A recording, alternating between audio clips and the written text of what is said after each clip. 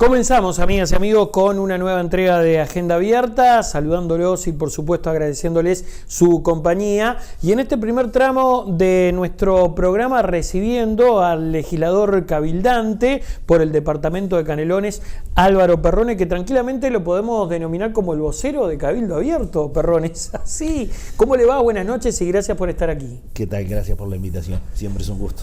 Bueno, ha estado, y de verdad lo digo, comandando las negociaciones tal vez más importantes en los últimos meses, ¿no? Rendición de cuentas, ha sido muy polémico con el tema radares. Bueno, ahora también nos vamos a referir, y de hecho vamos a arrancar por allí, sobre una eventual coalición en el departamento de Canelones.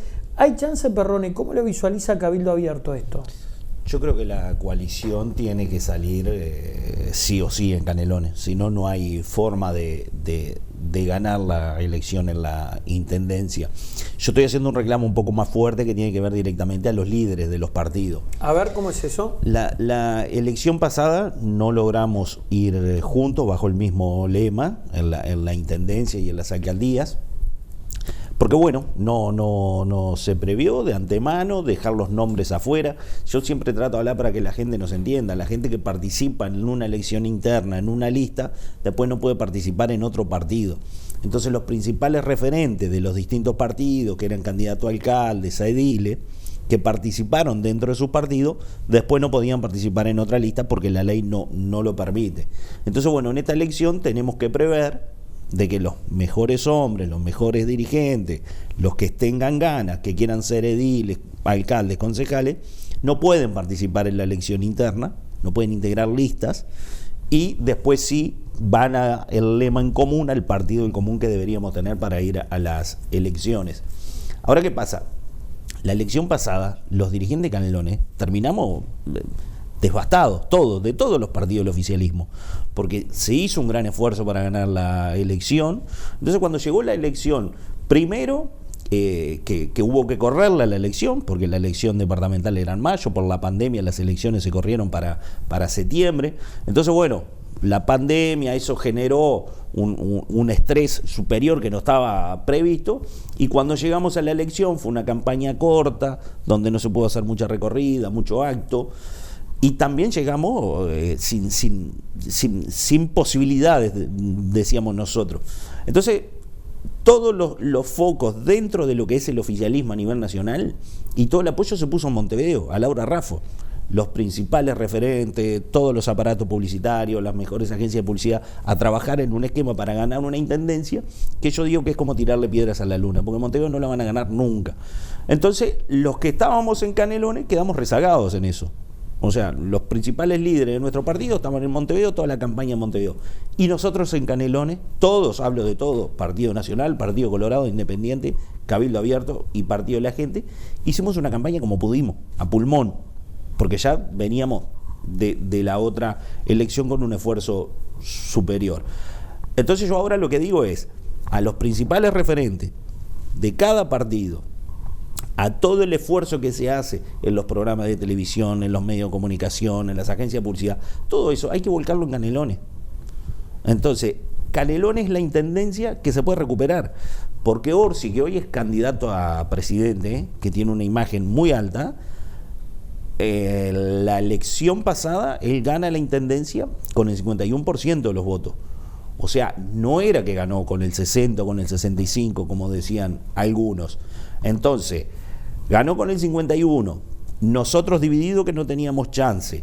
Ahora, si se retiene el gobierno nacional, donde la principal figura de Canelones de la oposición no va a estar, que es Orsi, y nosotros logramos, entre todos los partidos, ojalá por ahí tener un candidato único, con una imagen fuerte, o bueno, o un candidato por partido, con el apoyo de los principales referentes, Canelones se puede ganar. Entonces uno ahí dice, bueno, se puede retener el gobierno nacional y 18 intendencias. Ahora, si le tiramos todo a Montevideo, que es la que nos vamos a ganar, nosotros quedamos relegados. Y si no se retiene el gobierno nacional, igual es una buena idea y como coalición en la departamental. Bueno, yo creo que si no se retiene el gobierno nacional, todo lo demás empieza a diluir, porque si no se retiene el gobierno nacional, por más que vayamos unidos en Canelones, la intendencia no la vamos a ganar, mucho menos Montevideo. Se lanza, o ya se lanzó en realidad, la recolección de firmas para el proyecto contra la usura. ¿Qué perspectiva tiene acerca de lo que puede ocurrir con esto, Perrone? Nosotros estamos convencidos que las firmas las vamos a juntar, son 270.000 firmas. Nosotros tenemos un cronograma y una estructura armada de 200 mesas fijas en todo el país que se van a publicitar, se van a decir dónde van a estar, con número de teléfono, nombre, referente, donde se prevé un trabajo a diciembre. Nosotros tenemos, la firma la podemos juntar hasta abril, pero nosotros decimos a diciembre llegamos. Ese trabajo de esas 200 mesas a 15 firmas por día, en diciembre estamos. ¿Qué parece algo que no es muy... Hablamos de mesa fija, después vamos a estar, yo voy a estar en todo Canelón, en las ferias, en los centros comerciales, ahí vamos a estar juntando la firma. Entonces nosotros las firmas las vamos a juntar. Después, bueno, habrá que ver cuando llegue el momento del plebiscito, que es donde se vota. Se han sumado otros partidos y otros sectores. ¿Quiénes se sumaron? Bueno, se sumó el PERI, César Vega, hay algunos referentes del Partido Colorado, hay algunas agrupaciones que se están conformando, que bueno, que no las puedo decir yo, pues las tienen que decir ellos, que van a integrar. ¿En Canelones? A nivel nacional. Pero bueno, vamos a esperar los anuncios que lo hagan ellos. Es un problema que afecta a todo el mundo, 1 millón de uruguayos en el clearing, gente que no va a poder salir del clearing si no es con una ayuda del Estado y que tampoco va a poder pagar las deudas. Pero esto no significa un perdón a tutti, como han dicho varios. Nosotros acá lo que pretende esto, por un lado, es un tope a la usura. Hoy la usura llega al 200% en algunos casos. Bueno, se le pone un tope a eso, al cobro de interés de lo que son las financieras, casas de crédito y también el Estado. Porque eso fue algo que nosotros agregamos, que ahí fue que el Frente Amplio no lo quiso cuando se presentó el proyecto en el Senado. Porque el Estado también tiene tasas de usura. Hablo de BPS, de DGI, de multas, de recargo, de todo. Y hay gente que nosotros, en todo el tratado de este proyecto, nos ha venido gente que todavía quedó enganchada el año 2002, de la crisis, 2002, 2003, que tenía un almacén, un kiosco, no pudo pagar el BPS, hoy tiene una deuda impagable, no se puede jubilar. Entonces toda esa gente nosotros la queremos incluir dentro de esta reestructura de deuda. Entonces lo que nosotros decimos es, bueno, la persona se presenta, dice, estos son mis acreedores, estos son mis ingresos, quiero pagar. Y ahí el Estado termina laudando, pasando lo que es la deuda a UI de ese momento, transformarla ahora, y una tasa máxima anual del 4%. Vamos por parte, Perrone. Respecto a lo público, hace algunas horas atrás mantenía un diálogo con el legislador Felipe Carballo. Lo tiene, del Frente Amplio. Me decía que su bancada, y en realidad la oposición planteó en esta rendición de cuentas, un artículo donde se le perdona a la persona estar en el clearing para acceder a los servicios básicos del Estado. Eso por un lado. Lo segundo, y ya en lo privado, y específicamente en su proyecto, intercambiaba con el senador Maia, y él decía, ojo con meterle mano al sistema económico o financiero, porque esto puede generar, primero, que las financieras se retiren del mercado. Y lo que está generando, en pocas palabras, es que el prestamista absolutamente ilegal avance en el campo, ¿no? Porque la gente que necesita dinero o va a ir a una financiera o va a recurrir a un prestamista que usted sabe que existen, que los hay. Y por otro lado, decía Maía, esto también puede repercutir en la economía del país. ¿Qué tiene para responder a esto? Las palabras de Maía son las mismas palabras que hacen amenazante la banca privada cuando va a la comisión, lo que hace la financiera, de amenazar. Si sacan esto, nosotros nos retiramos y no prestamos. Bueno, quiero verlo, porque el negocio es tan grande que quiero ver si se retiran realmente. Después lo que nosotros reclamamos es un rol más fuerte del Banco República, ¿no? Porque el Banco República, que es el Banco País, debería tener un rol más fuerte en el mercado crediticio, de atender las necesidades de los uruguayos, y sería el gran regulador de las tasas. Pero ¿qué pasa? El Banco República, el Frente Amplio, sobre todo Caloya, lo transformó en un banco privado, porque salió a competir con la banca privada en los créditos al consumo, a tasas de interés alta. Entonces el Banco República se transformó en un banco privado y dejó de ser aquello que decían ellos que era el Banco País. Ahora, si el Banco República, que en sus reestructuras cerró sucursales, achicó funcionarios, hay menos funcionarios para atender. Ahora, si el Banco República se transforma y es un banco que está presente en todas las localidades del país, atendiendo las necesidades de los uruguayos, con tasas de interés baja, el resto de las tasas bajarían, porque los otros tienen que competir. Ahora, como tenemos un Banco República retirado de las necesidades de los uruguayos y compitiendo en otro mercado con la banca privada, ahí es donde las tasas aumentan. Las amenazas de la financiera, de lo que dice Maía, bueno, habrá que verlo. Ahora, una persona que me diga no va a ir al prestamista, ¿de qué manera va el prestamista? ¿Contra qué un prestamista le va a prestar? ¿Contra la palabra? ¿Contra qué? El prestamista, cuando presta dinero, presta contra algo.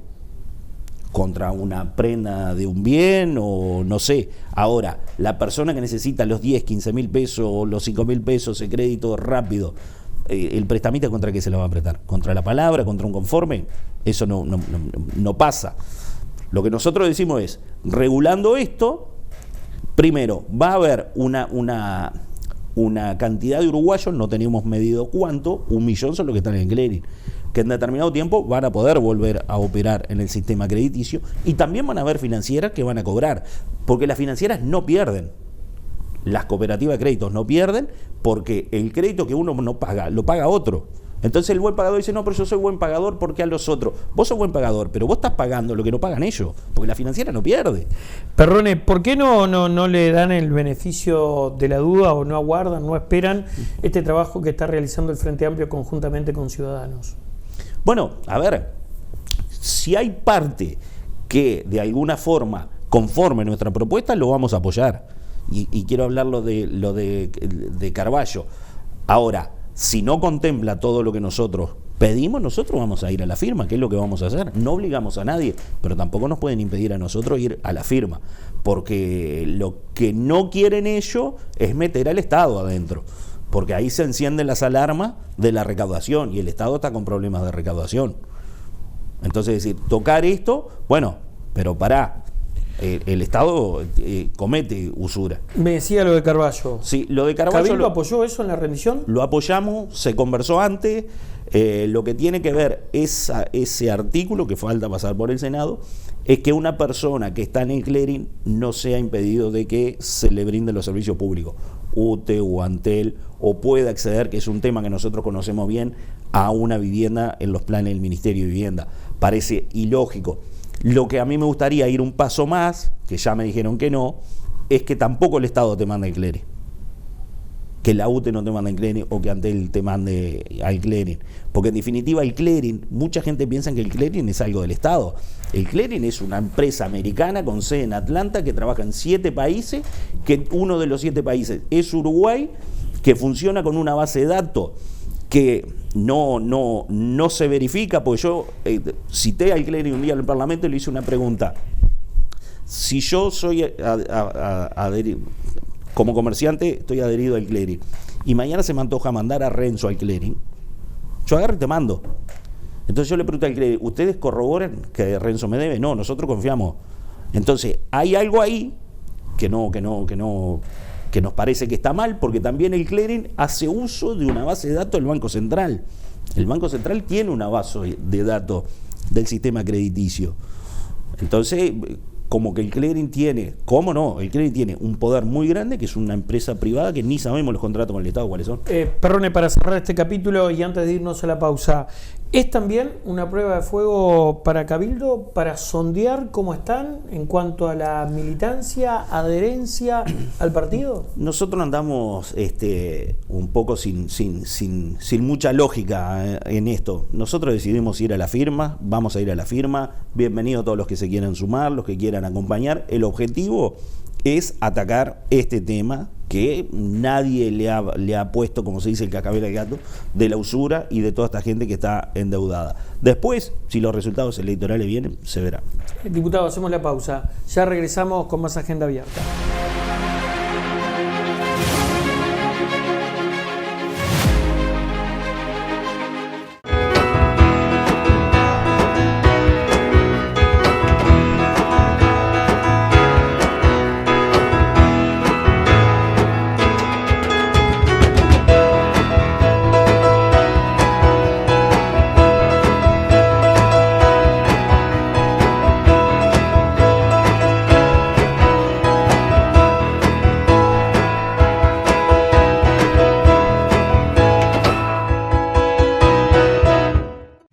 En el mes del ambiente, queremos contarte que somos el departamento que más recicla y alcanzamos un nuevo récord de material captado para reciclaje.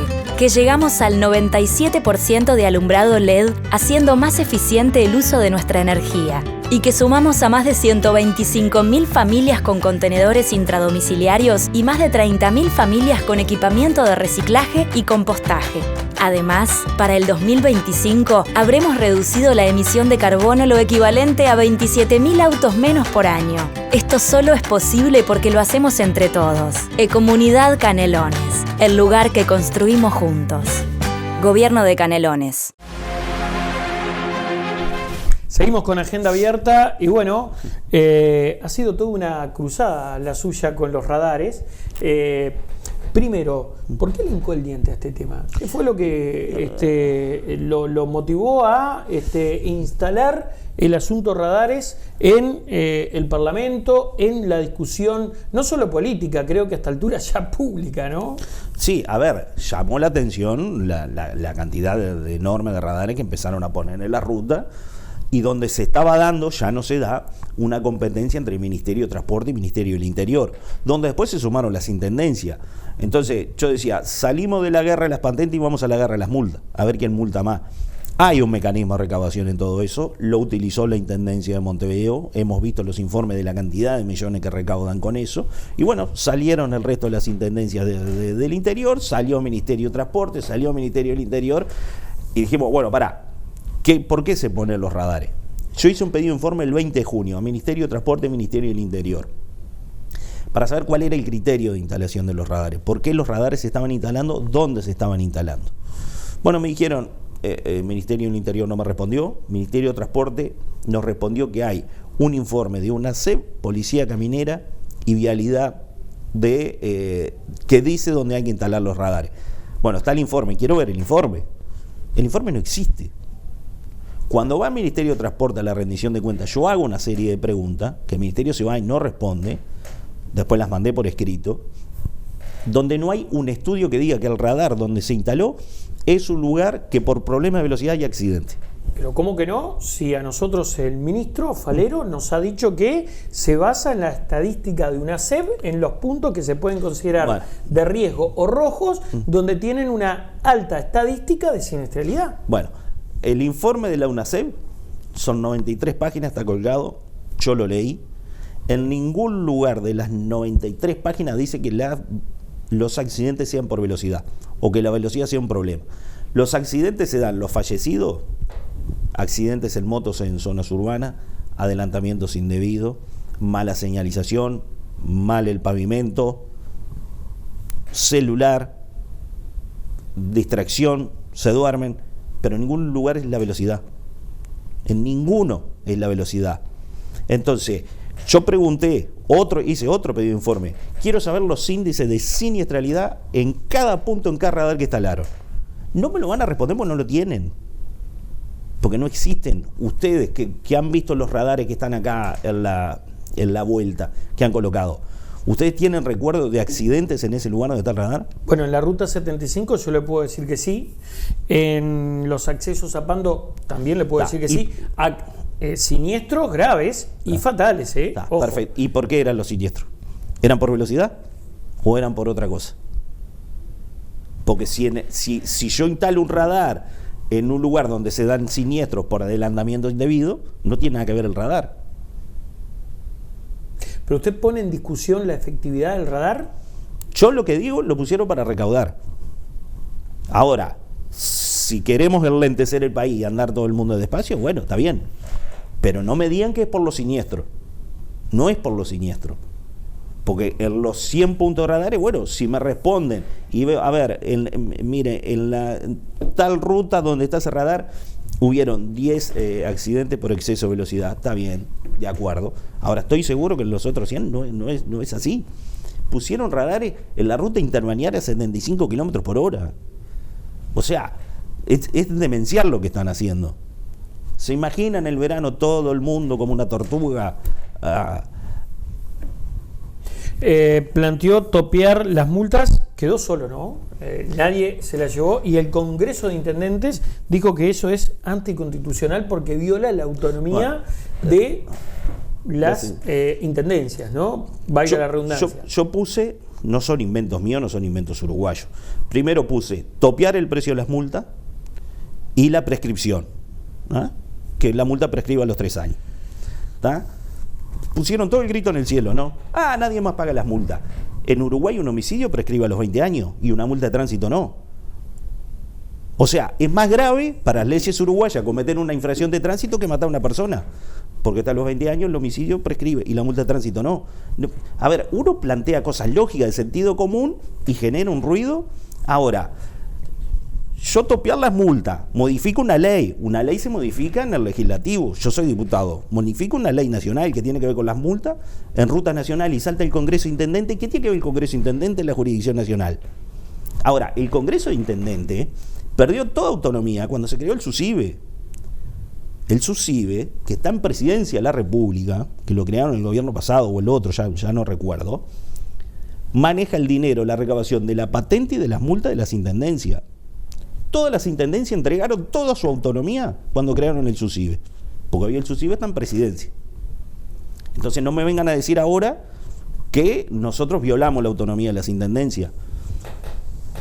Lo increíble de esto, a ver, acá todo cuida su chacrita, los intendentes quieren recaudar, ¿no? Y con esto, ¿qué están haciendo? ¿Cuáles son las 2 intendencias que más recaudan por multa de tránsito? Montevideo, lejos. La segunda, bueno, Maldonado debe estar ahí con Canelones, porque Maldonado tiene un radar 1 por cuadra. Ahora, el no topear esto, le están haciendo también la posibilidad de la intendencia de Montevideo a recaudar a mansalva. Todos los intendentes blancos. Rendición de cuentas. Y allí hubo una amague, no la votamos por parte de Cabildo Abierto.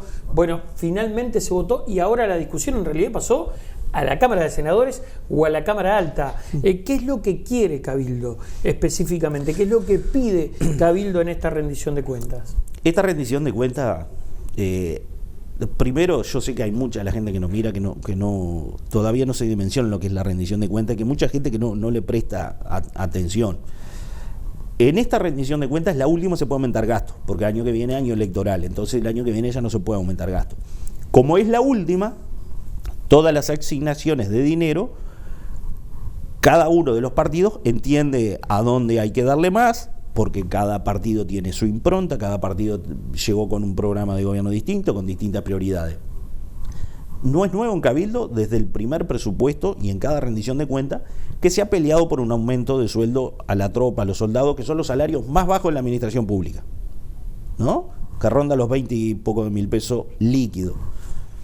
Se peleó en el primer presupuesto, se lograron unos pesos, primera rendición otra y otra. En lo que va de este gobierno se han logrado 3 aumentos que rondan los 1.000 pesos. Fíjense en lo que estamos hablando.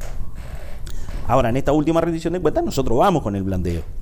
Ahora, no queríamos discusión pública, no queríamos lío con el oficialismo. Yo fui al Ministerio de Economía antes que arrancara la rendición de cuentas, fui con un esquema, un método de financiación, de cómo lograr los aumentos. Quedó esa reunión. Esa reunión pasó, arrancó la rendición de cuentas, arrancamos la discusión y bueno, y el dinero no estuvo, ¿no? Entonces, lo que hacemos los legisladores en una rendición de cuentas es meternos adentro del Estado y encontrar la plata. Esa es la función nuestra en una rendición de cuentas. Empezar a agarrar los tomos, los balances de uno y de otro y encontrar dónde está la plata. ¿La encontró usted, Perrone? Nosotros la encontramos mismo en el Ministerio de Defensa, en partidas que no se han ejecutado. Entonces, lo que nosotros pretendíamos era una reasignación de algunos programas dentro del Ministerio de Defensa que se pasara para dar aumentos. ¿De qué programas estamos hablando? Bueno, hay unas partidas ahí sin ejecutar en infraestructura aeronáutica de 400 y pico de millones de pesos y después hay como 2.500 millones de pesos en remuneraciones que el Ministerio no ejecutó, que tiene que ver con ahorros también o con el cuidado. Eso es bueno, hubo un cuidado del dinero. Ahora, ya que se cuidó, que no se gastó, vamos a darle a los que más necesitan, ¿no? Acá lo que hay no es un tema de plata, acá lo que hay es una decisión política de cortar por el hilo más fino, de pasarle una factura a Cabildo Abierto y no darle el aumento a los soldados. Esa es la realidad y es la discusión en estos términos como se está dando. ¿Y por qué sería la factura? Bueno, será porque Cabildo Abierto ha planteado su diferencia y tiene una agenda legislativa propia y hemos sido críticos de los dos principales problemas que tiene el país hoy. ¿Cuáles son los dos principales problemas que tiene el país? Seguridad y economía. Y somos los más críticos en eso, ¿no? Entonces, bueno, por ahí debe estar esa molestia. Fíjese que en esta rendición de cuentas, la rendición todas son 20 y poco de millones de dólares que el Estado va a reasignar a programas de salud mental. Nosotros somos críticos con la recaudación del Estado, pero no con la recaudación de los trabajadores, de las pymes. Somos críticos porque el Estado está exonerando a todos los grandes. Los tomos que manda el Ministerio de Economía, que los tomos son como viene discriminado el gasto, todo eso que son kilos de hojas, hay un tomo que es el gasto tributario, que el gasto tributario es las exoneraciones que el país da y que deja de cobrar, ¿no? Yo a Renzo te exonero, aquel lo exonero, aquel lo exonero. Ahora, ¿a quién se está exonerando? A todos los grandes, ¿no? Hay otras exoneraciones que nosotros votamos, como por ejemplo fue la quita del IVA al agua. Eso está dentro del gasto tributario. Hay productos de la canasta básica dentro del gasto tributario, como el aceite, la harina, que paga el 10% de IVA y no paga el 22%. Está bien, nosotros apoyamos todo eso. Ahora, hay una de las páginas que yo marqué y pregunté, el Ministerio de Economía no me respondió. Hay 1.600 millones de dólares de exoneraciones en la zona franca.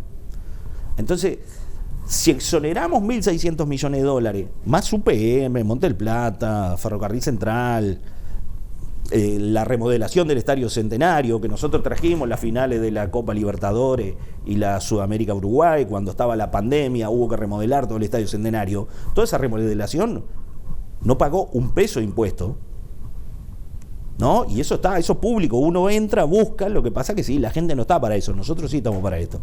Entonces sí, exoneramos todo eso, dejamos de recaudar. ¿Quiénes pagan los impuestos hoy? A través del IVA. Y después está bancando todo las pymes, que son las que, no te atrases porque el Estado te cae con todo arriba. Ahora los grandes no pagan. Entonces se exonera todo con la prédica de que es para que generen fuentes de trabajo. Bueno, pero generar esas fuentes de trabajo al final del día no está dando los resultados. El régimen de exoneraciones de Uruguay es el doble que el resto de América Latina. Son 6 puntos del PBI. El resto de América Latina son el 3%. Hace poco saltó, ahora que estamos con las elecciones en Argentina, el candidato Massa saltó con todo con el régimen de zona franca de Uruguay. No me importa que critiquen de Argentina, digo poner la realidad. ¿Usted me está diciendo que este gobierno juega para los Maya Oro? Bueno, yo no sé si los Maya Oro, pero acá los grandes van por torre ejecutiva, al régimen de la Comam, que es el régimen de exoneraciones, y logran exoneraciones. Ahora el chico, porque también llegar a la exoneración requiere de un trabajo, de un estudio contable, que le armen todo para pedir las exoneraciones. Ahora el chico, el que tiene una gomería, de repente quiere importar una máquina y exonerarla de impuestos, y no puede pagar todo ese trámite del contador, inscribir, ir, todo lo que hay que hacer, y no la hace la exoneración. Ahora, los grandes sí las hacen. Recién mencionaba las elecciones argentinas, ¿lo bloqueó Milei? Me bloqueó en Twitter. ¿Por qué lo bloqueó Milei? Pasaron dos cosas con Milei. Yo no comparto su forma de hacer política. Estoy convencido, la política uruguaya es muy distinta a la política argentina. Yo no quiero la política argentina en Uruguay. Y no quiero los manijeros, ¿no? Entonces, ¿qué pasó? Hace unos cuantos meses Milei vino a dar una charla a Punta del Este, a un colegio. Entonces, yo me entero, sabía el colegio, conozco al dueño del colegio. En Punta del Este es un colegio muy importante, que es el que tiene el avión de Pluna. Es el colegio más caro de Punta del Este. ¿Se acuerda del remate del avión de Pluna que se lo llevaron? Sí, pensé que me iba a decir que fue uno de los que asistió al remate y compró Pluna, pero no. Es el que tiene el avión de Pluna, que no es lo mismo. El avión que hoy es un avión temático lo tiene. ¿Lo tiene ahí en el patio? En el patio del colegio. Entonces, yo lo llamo al dueño del colegio. Le digo, che, ¿te parece bien que venga Milei a dar charlas a Uruguay, que la manija política? Somos políticas distintas. Pero Punta del Este tiene algo de porteño y hay muchos argentinos. No, porque hay muchos argentinos acá, que tú, que lo otro. Bueno, está bien, pero no me parece en un colegio. Si quiere venir a dar charlas políticas, que las dé en el Conrad, en un salón, en un centro, que hagan una reunión, un acto político con argentinos también. Pero en un colegio, la verdad, no tengo por qué ocultarlo, la charla tomó un poco de temperatura, entonces yo dije, voy a hacer un pedido informal al Ministerio de Educación y Cultura a ver si se pueden dar charlas en un colegio. Entonces, bueno, después hay que separar lo que es un colegio a que si el colegio tiene un salón y lo alquila para... Terminó en la nada. O sea, a Milei le llegó esa molestia, le transmitieron lo que estaba pasando, la charla se hizo igual, después Milei no vino más a Uruguay. Después un día, Milei es muy de la casta política, como dice él, ¿no? Todo eso, pero él es muy de Menem, muy de Cavallo, incluso ahora sus asesores son de toda esa época, de los equipos económicos de Menem, y él sube una foto, es gracioso esto, abrazado con Zulemita Menem. Entonces yo le escribo en Twitter, bueno, se abrazó a la casta, es uno más de lo mismo, y ahí me bloqueó. Perdone, no anda para relaciones exteriores, no presente currículum porque no va a tener suerte, Perrone. Bueno, de repente uno hace los planteos con un poco más de vehemencia. Muchas gracias por haber venido. El agradecido soy yo. Hacemos la pausa y ya continuamos con Agenda Abierta.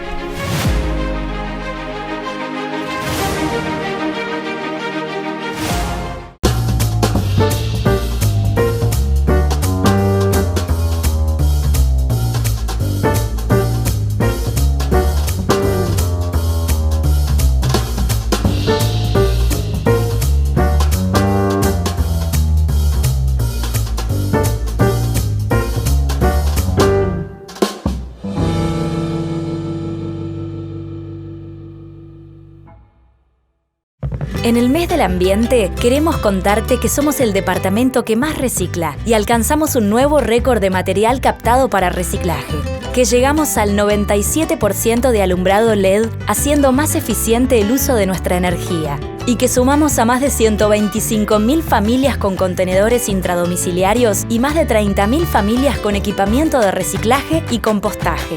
Además, para el 2025 habremos reducido la emisión de carbono lo equivalente a 27.000 autos menos por año. Esto solo es posible porque lo hacemos entre todos. Ecomunidad Canelones, el lugar que construimos juntos. Gobierno de Canelones.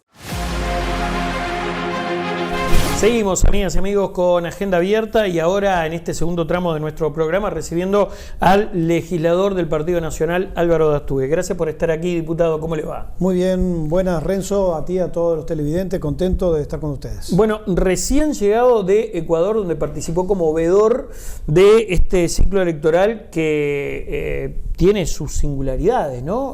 Prácticamente con una custodia más que personal, los aspirantes a la presidencia, porque lamentablemente en plena campaña asesinan a uno de ellos, Dastúe. Brutal, Renzo. Yo integro el Parlamento del Mercosur y fui como observador del Parlasur.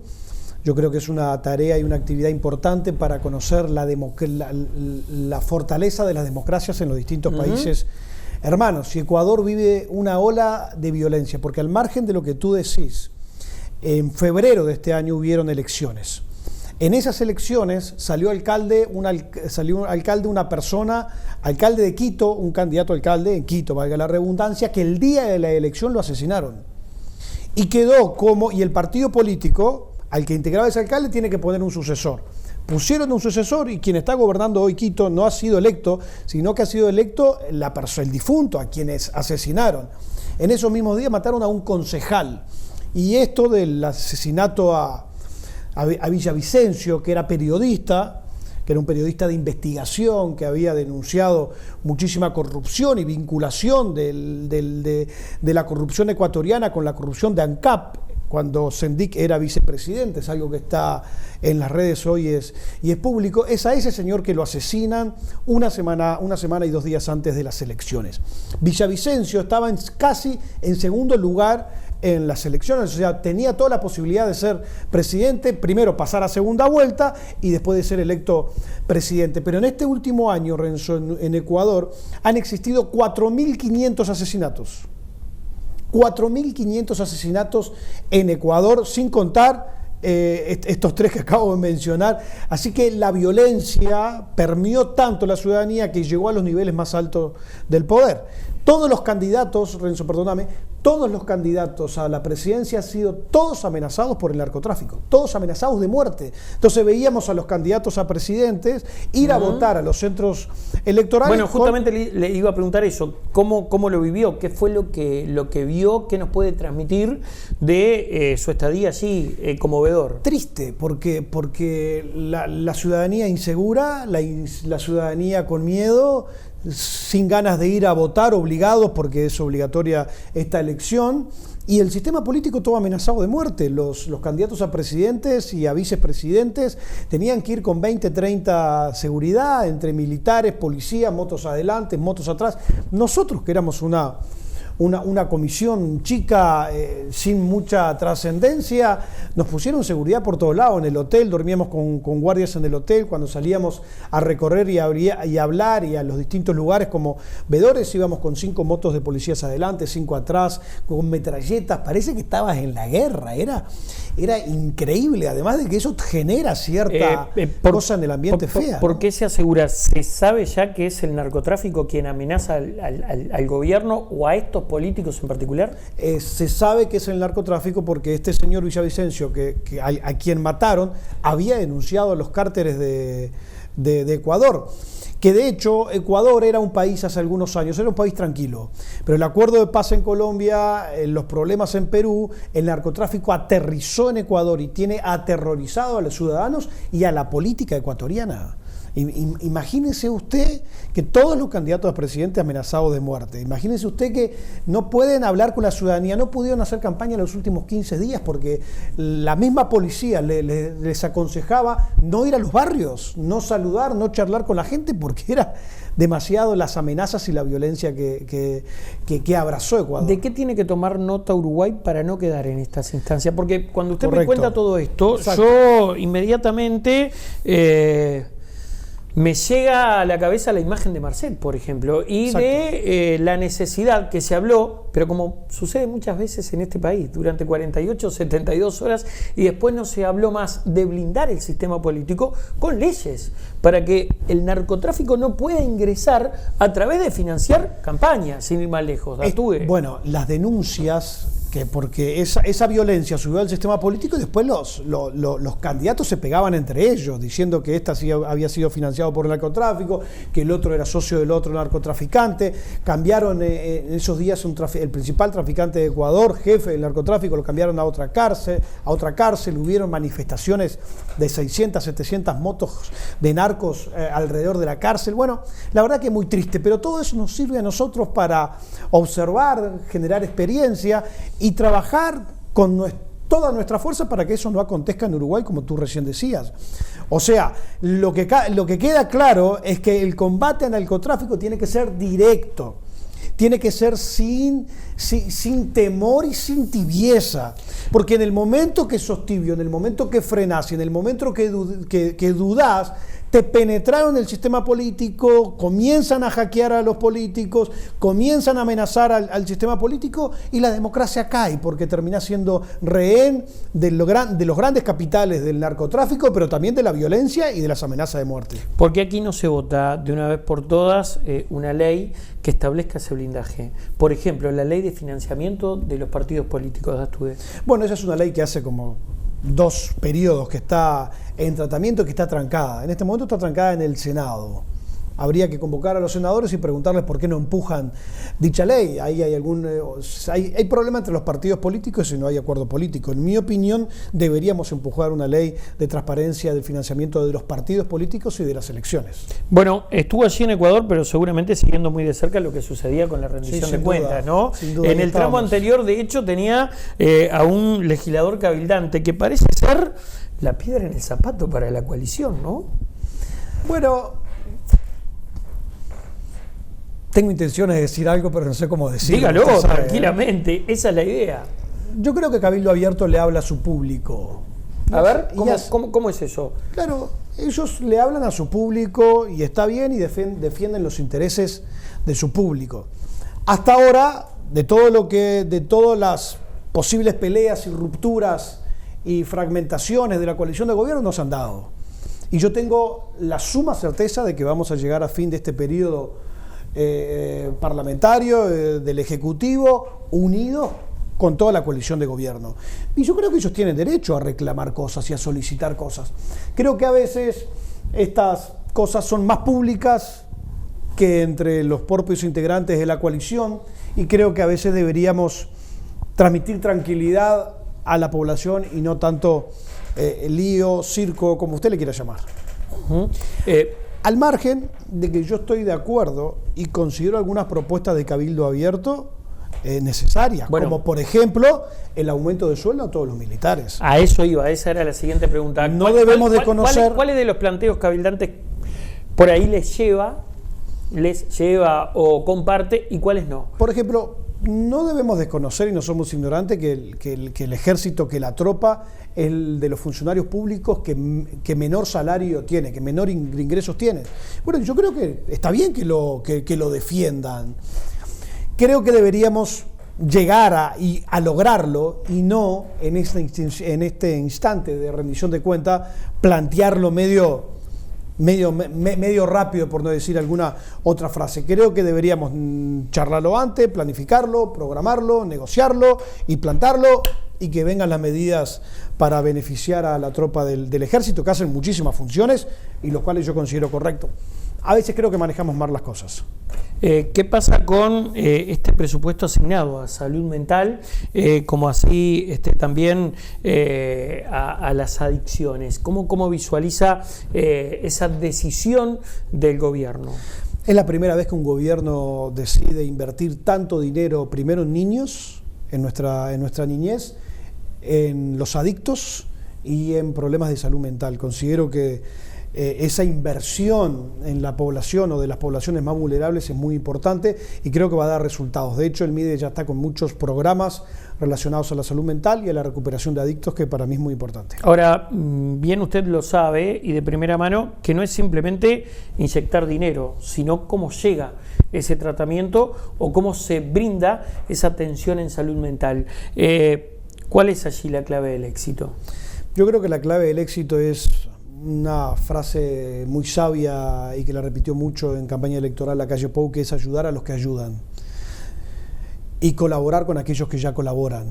Por lo tanto, hay una organización social y asociaciones civiles de gran porte y de mucho corazón y de mucho amor con aquellos que están vulnerables, que creo que deben ser ayudadas y deben ser socias del gobierno. Hay muchos hogares cristianos, hay muchos hogares católicos, hay muchos hogares que no son religiosos, hay mucha sociedad civil que tiene la voluntad y el deseo de ayudar, y creo que ahí es donde tienen que inyectar los recursos el gobierno. Sin cassette y sin política, ¿la internación compulsiva sirve? En poco porcentaje. ¿Por qué? Porque si el chico no tiene la voluntad de salir adelante, por más que lo agarres, lo internes, lo metas, y luego que se le vaya el efecto va a querer retirarse. Acá la clave de toda recuperación es la voluntad de querer recuperarse, de querer sanarse y salir adelante. Y esta internación compulsiva, te agarro, te meto, y si no querés, no te puedo forzar. ¿Y por qué se insiste tanto entonces? Yo creo que es importante. Desde la figura gubernamental, se entiende a lo que voy, ¿no? Sí, perfecto. Convengamos, el ministro esto no es nuevo.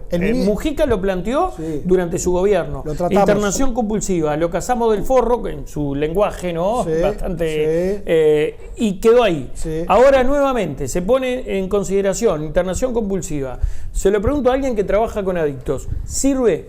Para mí sirve en poco porcentaje, pero sirve. Es necesario, porque sacamos al chico de la esquina donde está con problemas de salud, a donde está molestando a los vecinos, donde está agarrando y robando a los almacenes, lo sacamos de ese lugar, lo metemos en un lugar y tratamos de ayudarlo. Sí. De 10, ¿cuánto sacaremos? 1, 2, bueno, si logramos el 20-30% para mí es muchísimo y es necesario. El otro 70%, bueno, se va a ir de nuevo a la calle y quién sabe después de unos años que se mate más, que se destruya más, lamentablemente lo vamos a traer de nuevo y vamos a tratar. Bueno, yo creo que no soluciona mucho, pero para algo sirve. Dastubi, hacemos una pausa, ¿le parece? Con mucho gusto. Tanda, ya regresamos.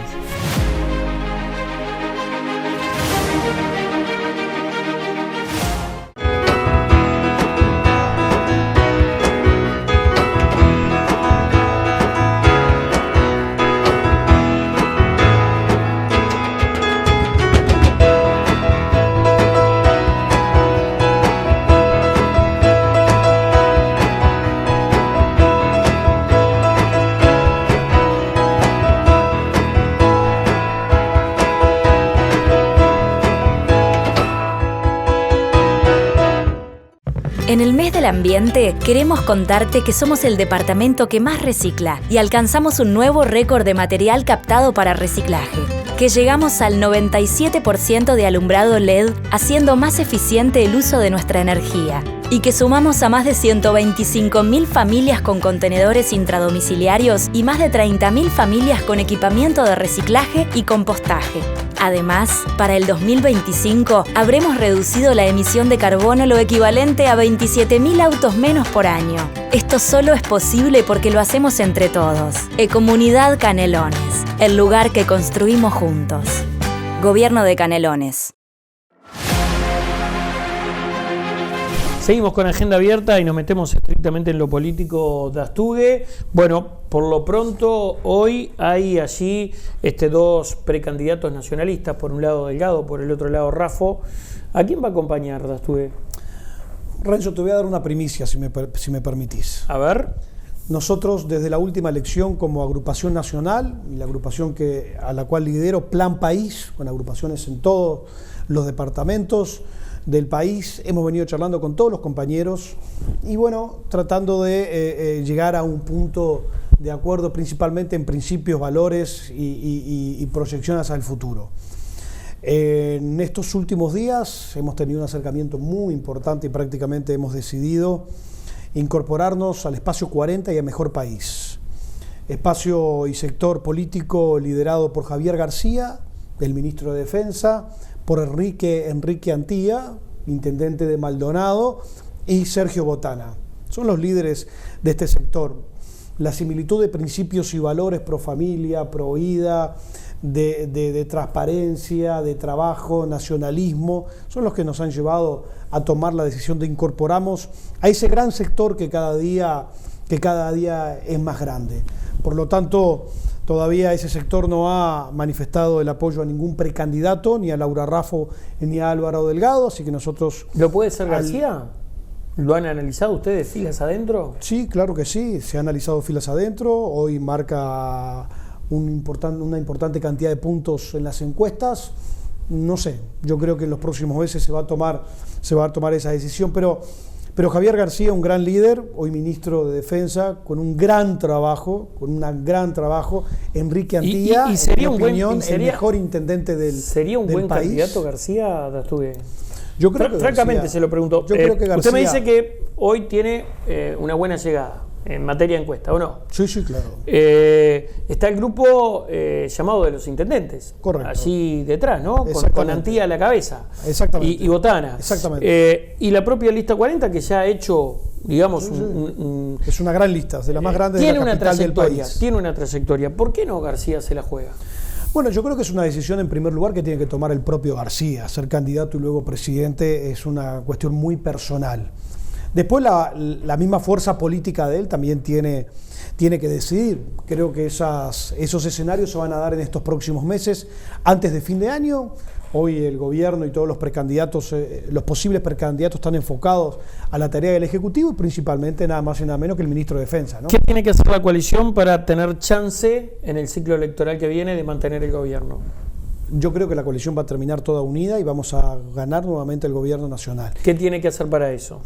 Mantenerse unida y cada uno trabajar en lo que tiene que trabajar. Creo que es fundamental. A ver, ¿cómo es eso? Cada partido político tiene su nicho electoral. Nosotros quienes representamos al Partido Nacional entendemos encarnar las necesidades de aquellos votantes que nos llevan a ser legisladores, diputados, senadores, directores, presidente. De la misma forma Cabildo Abierto, por ejemplo con el senador Manini Ríos, de la misma forma el Partido Colorado y de la misma forma el Partido Independiente de Pablo Mieres. Por lo tanto, debemos mantenernos unidos, pero cada uno hablarle a sus representados, que por algo los pusieron en el lugar que están. Así, creo que esa es la clave. ¿Habrá coalición en Canelones?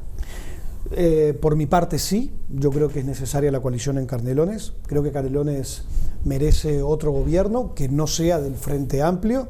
Ya van casi 30 años de gobierno del Frente Amplio y creo que se ha terminado el ensayo y la prueba, y creo que merecemos otro gobierno departamental en Canelones. ¿Quiénes tendrían que estar sí o sí en esa coalición? ¿Las tuve? La misma coalición a nivel nacional. Como líderes, digo yo. Debemos estar los como cinco integrantes. usted me está hablando como integrante de la coalición, todos los legisladores y líderes de los partidos políticos de la coalición, o usted me está preguntando precandidatos. Bueno, precandidatos. Fue la primera pregunta para... Precandidatos. Bueno, yo creo que es muy temprano todavía para hablarlo públicamente. Igual creo que hay temas de programas. Creo que hay temas importantes en Canelones que nos tenemos que poner de acuerdo en eso primero. ¿Cuáles? Muchísimos: producción, seguridad, tránsito, calles, iluminación. Creo que hay muchos temas que la Intendencia de Canelones tiene un debe muy grande aquí en las ciudades y en todo el departamento. Pero además de eso, creo, y lo venimos haciendo, es que venimos charlando el tema. Y creo que de los pocos meses tenemos los 4 o 5 partidos políticos que integramos la coalición aquí en Canelones, debemos comenzar a ordenar y a coordinar el próximo gobierno de Canelones, que sin duda será de la coalición. Cuando está en territorio, ¿qué es lo que le expresa a la gente? Bueno, la gente en Canelones son los temas de toda la vida de Canelones. El problema de las calles, el problema de la iluminación, algunos temas que son nacionales, como temas de la seguridad, temas de trabajo. Creo que en Canelones el Frente Amplio ha perdido la posibilidad de seguir gobernando y Canelones merece un cambio. Ahora que habla de temas nacionales, se ha hecho una encuesta recientemente y a la población hay 2 asuntos que le preocupan: seguridad y economía. ¿Qué es lo que tiene que hacer el gobierno de coalición para mejorar en esos aspectos, Astúbez? Yo creo que en economía estamos en uno de los mejores puntos de los últimos 20 años. Creo que la tasa de desempleo cae, el déficit fiscal está bajando, frenado, el salario real ha mejorado. Lo que necesitamos es que eso permee y llegue al ciudadano común. Eso es lo que necesitamos, y creo que en este último periodo de gobierno, en el año y medio que nos queda, es nuestro gran debe. Pero el Uruguay está posicionado a nivel internacional, el Uruguay tiene buenos números micro y macroeconómicos, necesitamos que disfrute el ciudadano. ¿Y en seguridad? En seguridad yo creo que debemos tener un cambio. Yo creo que empezamos muy bien, luego fuimos bajando. Hoy la ciudadanía con toda razón tiene quejas sobre la seguridad. Creo que debemos ajustar la tuerca 2 o 3 vueltas y apretar y avanzar de nuevo. ¿Y ese cambio tiene que ser de ministro, tiene que ser de contenido, tiene que ser de forma? ¿Qué cambio? Tiene que ser de contenido, de forma, de actitud, de presencia en las calles, de avance hacia la inseguridad. Creo que tenemos que tener aquella actitud que tuvo Jorge Larrañaga cuando recién ingresó al Ministerio del Interior, que era una avanzada, que se veía la seguridad. Creo que hemos bajado en eso y creo que debemos retomar aquel inicio que tuvo Jorge Larrañaga. Cárceles, todo un tema. Y usted seguramente ha trabajado y trabaja con personas que recuperan la libertad. ¿Cuál es su aporte en esa materia, Astúbez? Yo integro la Comisión de Seguimiento Carcelario del Parlamento de la República. Recorro las cárceles y este próximo mes vamos a estar en Salto y Paysandú. Vamos por parte. ¿Cuál es la realidad más fuerte que le tocó vivir o ver dentro de un establecimiento carcelario? Si hacemos un ranking, por ejemplo, de los lugares que ha visitado. A mí de los que más me impactó fue el Carancho de Rivera, el departamento de Rivera. Me impactó porque vi muchísimos jóvenes, 18 años, 19 años, 20 años, los cuales habían sido derivados de aquí de la metrópolis para sacarlos del ambiente y de la posible venganza aquí en la metrópolis. Entonces, a muchísimos de esos jóvenes los mandan al interior y allí me tocó ver una cantidad de esos jóvenes con desesperanza, con Estamos tristeza. hablando de una cárcel, sí, claro. Una cárcel de adultos. Una cárcel de adultos. Donde el promedio de presos, la mayoría se concentra en los 25 20 años. 25 años, pero a mí me tocó un grupo cuando fui a hablar con ellos y a charlar de 20 años, 21 años, todos de la metrópolis, todos mandados para allá. Y una desesperanza, una tristeza, pocas ganas de seguir adelante, pocas ganas de recuperarse, una dejadez. Y eso me partió el corazón porque yo creo que la rehabilitación dentro de las cárceles no hemos podido lograrla. El Instituto Nacional de Rehabilitación creo que tiene un debe muy grande. Y yo quiero ser sincero también, Renzo, ¿no? Heredamos una situación carcelera espantosa, en infraestructura totalmente destruida, en sanidad e higiene totalmente mugrienta y contaminada. ¿Han mejorado las cárceles? Sí, han mejorado las cárceles. ¿Basta con lo que ha mejorado? No basta con lo que ha mejorado. ¿Tenemos que apretarle el acelerador a fondo? Tenemos que apretarle el acelerador a fondo, principalmente en el tema de recuperación, porque todos los que salen de los centros carcelarios no salen recuperados. Salen y se van a la esquina, se van a robar de nuevo, van a rapiñar. Por eso creo que la propuesta del comisionado parlamentario es muy bueno, es darle una tarjeta Mides a cada uno de los que egresa del centro penitenciario para que en los próximos meses tenga para comer, para pagar un alquiler y para mantenerse y no tenga que salir a robar, que es lo que sabe. Por otro lado, Fernanda Ausperger, directora del Mides, estaba ahí con una propuesta de alquilarles una casa los primeros meses a los privados de libertad. También considero prudente, porque la gran inseguridad hoy que vivimos y gente en situación de calle son los que egresan de los centros penitenciarios. ¿Por qué no se invierte en cárceles, Dastugue?